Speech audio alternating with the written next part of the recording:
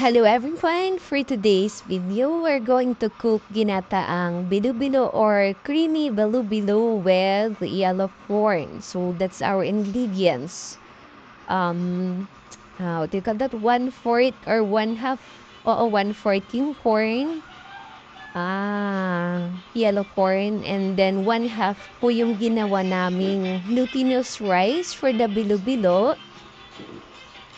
Yan, binilog-bilog po muna yan. And yung nasa ibabaw po is flour and coconut decent pamhalo din po yan pang. Kasi ang gamit kong gata is yung Coco Mama.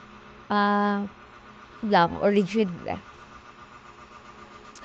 Para pampalasa lang. So, there, tapos na nila. Thank you, guys! And then, yan yung yellow corn. Yung yellow corn, niluto ko muna yan. Tsaka ko, yung slice ng ganyan. Yan. At ganyan lang siya. And then, papukuluan natin. Okay. Like that. O yan na sila. Naluto-luto. So, ayan nga, halo natin habang nakulo kasi nadikit.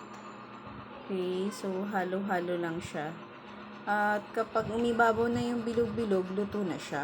At itong aking dalawang bulinggit talaga namang hindi papahuli. So, i-help to nila ako maghalo. And they're excited na mag-merienda. So, gusto na nilang maluto na agad. At nakikialam na talaga sila. Oh, see? That's my little chef, King Porurot, and my Ate Rain. Oh, see? Okay, also, tutu na. It's time to eat. Thank you guys for watching.